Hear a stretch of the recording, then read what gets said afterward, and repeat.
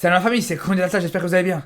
Alors par rapport à ce match Maroc-Libéria, il y a beaucoup de choses à dire. On a vraiment vu des choses intéressantes dans ce match, il y a vraiment des choses positives, mais il y a aussi beaucoup de choses négatives, attention. Il y a eu des choses moins bonnes, ça il faut le dire aussi parce que c'est vrai que t'as gagné 3-0, t'as mis 3 buts, t'as pas encaissé, mais ça veut pas dire pour autant que tout était parfait, loin de là. D'ailleurs je profite pour dire que ce soir, donc ce mercredi soir, comme d'habitude on sera en live sur Twitch, on aura l'occasion de revenir sur ce match, mais aussi sur l'ensemble de cette trêve internationale. Mais sinon pour revenir à ce match Maroc-Libéria, alors bien sûr qu'on a vu des belles choses.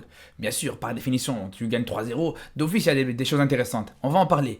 Mais il faut dire aussi que c'était loin d'être parfait. Il faut dire aussi qu'il y a beaucoup de choses aussi à corriger avant la CAN. Et ça, je pense que c'est vraiment primordial, sinon ça va être vraiment très compliqué à la Coupe d'Afrique.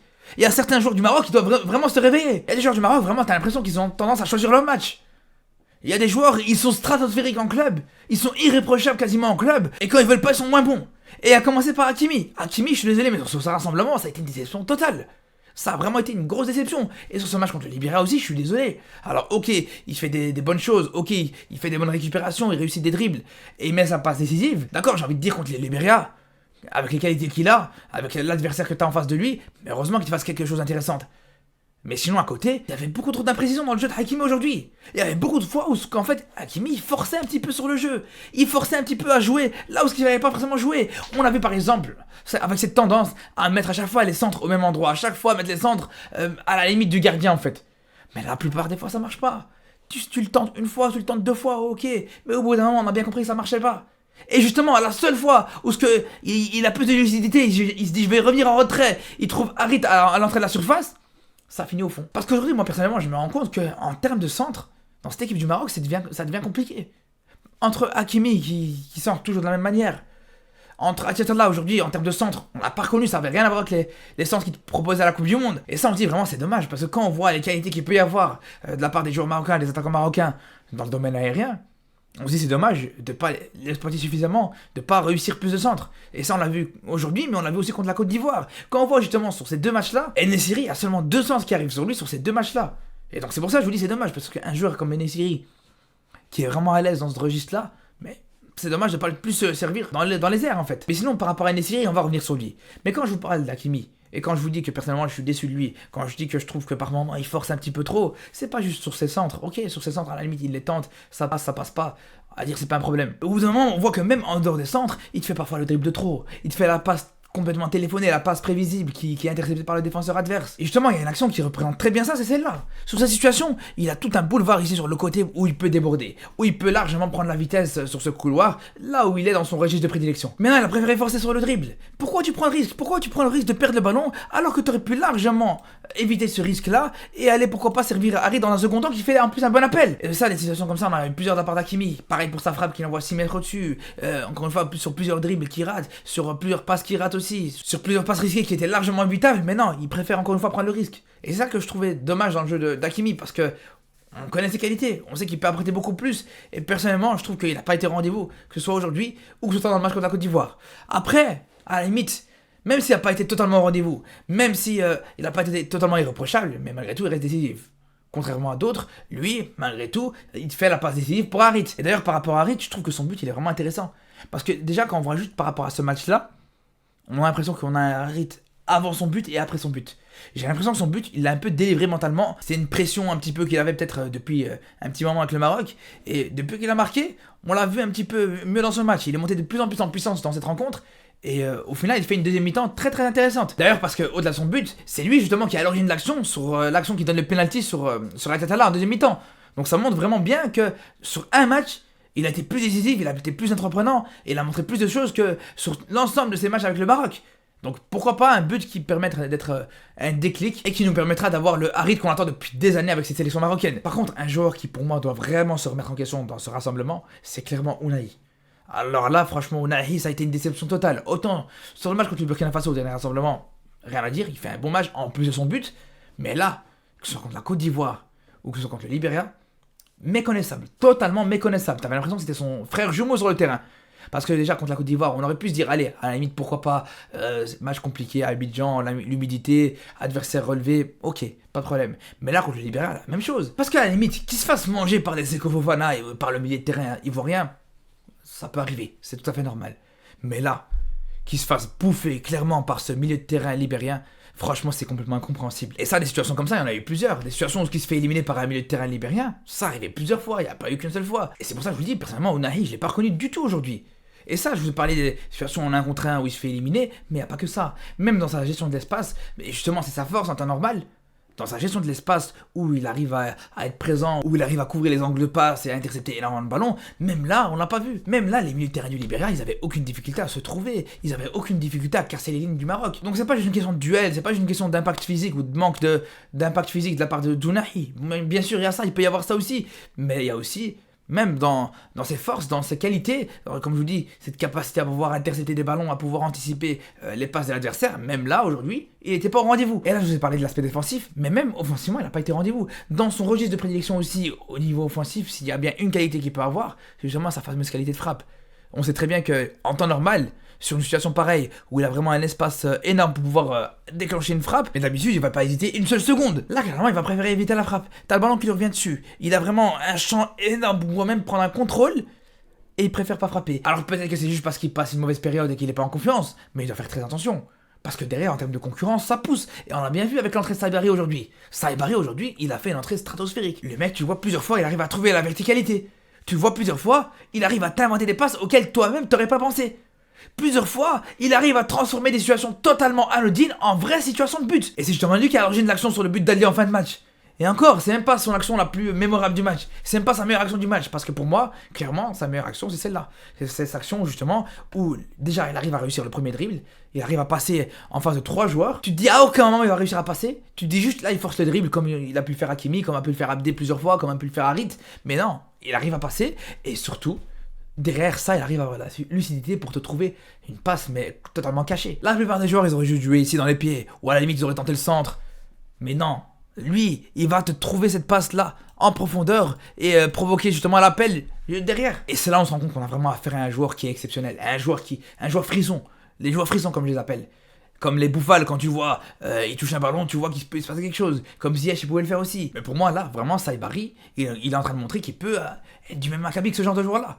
Parce que l'entrée qu'il fait, je sais pas si vous réalisez à quel point tout ce qu'il fait, c'est exceptionnel. Il n'y a pas de déchets. Les seules passes qu'il fait, c'est les passes qui vont vers l'avant et en plus de ça, il les rate pas. Et ça, il y en a très peu qui peuvent se vanter de faire la même chose. Parce que pareil, il y a d'autres joueurs qui sont bons, il y a des joueurs qui ont fait des matchs encourageants, comme par exemple El Kanous, comme par exemple aussi Adli. Leur match, c'est des matchs vraiment plus qu'encourageants, surtout celui d'Adli, qui te met un but assez beau. Mais au-delà de ça, tu te rends compte que malgré tout, il y a encore beaucoup de déchets dans leur jeu, il y a encore des choses perfectibles. Mais là, pour ce qui est de Saibari, vraiment, moi j'ai l'impression que demain tu le mets titulaire, par exemple à la place d'Ounahi ou à la place d'Amala, il peut largement faire le taf. Et j'ai vraiment hâte de voir ça. Et en plus, ce qui est intéressant avec Saibari, c'est qu'il peut autant jouer milieu de terrain, mais il peut aussi jouer sur un côté. Il peut jouer par exemple sur le côté gauche. Et quand on sait justement que sur le côté gauche, on a encore Abdé qui déçoit encore une fois. Ça a été une déception aussi contre le Burkina Faso. Et encore aujourd'hui, ouais, il a l'occasion d'être titulaire. Et honnêtement, au début, il m'a vraiment rendu du rêve. Sur sa première mi-temps, pour moi, c'était le déclic du Maroc dans ce match. Quand il t'enchaîne 2 frappes exceptionnelles coup sur coup, on se dit, ah, enfin le Abdé qu'on attend depuis tout ce temps. Mais on se rend compte que non, c'est toujours la même chose. C'est souvent des choix qui sont compliqués. C'est souvent des décisions qui sont pas forcément les décisions à prendre. Et on le voit par exemple ici, regardez, encore une fois, il essaye de le dribble comme souvent il le fait. Comme trop souvent il le fait, alors qu'il pouvait revenir en retrait. Il y avait Atutala qui demandait, il aurait pu servir. Non, il préfère faire le dribble et encore une fois il perd un ballon. Et c'est ça le problème, c'est que Abdé, malheureusement, il veut en faire trop. On sent qu'il veut en faire trop. On sent absolument qu'il veut marquer, qu'il veut frapper fort. Mais je suis désolé, mais c'est pas comme ça en forçant les choses qu'il va réussir à faire quoi que ce soit. Non. Essaye de trouver la simplicité, essaye de prendre les bonnes décisions. C'est comme quand on voit, il fait 2 belles frappes. Juste derrière, voilà, il force. Il entend une 3ème, une 4ème, etc. Non, voilà, t'as tenté 2 fois, t'étais bien positionné. T'as bien tenté, t'as bien fait de le faire. Mais ne force pas les choses. Après, voilà, je sais que vous allez me dire, ouais, j'en fais peut-être un peu trop. Je suis peut-être un petit peu dur avec certains joueurs, etc. Vous pouvez me dire aussi, par exemple, que je suis dur avec Hakimi, je suis dur avec certains de ces joueurs-là. Mais quand on voit, juste par exemple, que sur le début du match, sur tout simplement un des seuls corners du Libéria, t'arrives à trouver un joueur qui est complètement seul ici au deuxième poteau, qui arrive en plus à être trouvé, et qui était même à 2 doigts de marquer. Il a fallu encore une fois qu'il y ait un sauvetage sur la ligne d'un défenseur pour éviter le but complètement inattendu au début du match. Et là justement, c'est Hakimi qui est dans sa zone, c'est Hakimi de pas le laisser tout seul. Et là pour le coup, encore une fois, c'est une erreur qu'Hakimi fait trop souvent, qui fait très souvent, même trop souvent, j'ai envie de vous dire. Parce que quand on voit par exemple sur l'élimination du Maroc contre l'Égypte, sur le deuxième but de l'Égypte, où c'est Trezeguet qui le met, ben là aussi on n'en a pas de rigueur parce que Hakimi te fait une Coupe d'Afrique stratosphérique. et que sans lui, peut-être qu'on serait même sorti en huitième de finale. Mais dans tous les cas, son erreur de marquage sur le but de Trezeguet contre l'Égypte, là aussi, ça t'a coûté très cher.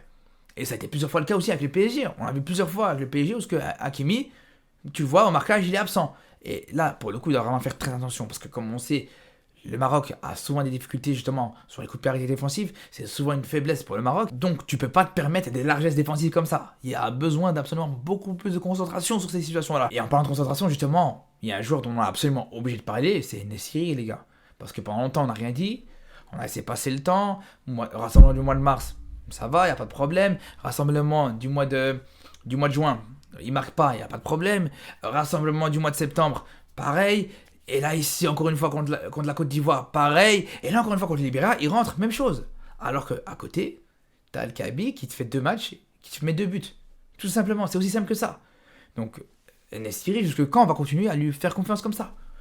Au bout d'un moment, quand on voit qu'En-Nesyri, sur toute l'année 2023, il a marqué aucune fois, avec le Maroc en tout cas, on se pose des questions. Alors, ok, bien sûr, on sera reconnaissant éternellement envers En-Nesyri d'avoir qualifié justement à cette demi-finale de Coupe du Monde. Et t'as mis, je le rappelle encore une fois, le but le plus important de l'histoire du football africain, mais ça n'empêche pas qu'on peut pas tout laisser passer. Au bout d'un moment, quand on voit que non seulement il a du mal à marquer, mais qu'en plus de ça, il empêche ses coéquipiers de marquer, c'est alors ça devient compliqué, parce qu'à un moment donné, Adli était bien positionné, et t'as En-Nesyri qui a justement cette obsession de vouloir marquer, tu le vois, il vient carrément gêner Adli sur sa frappe.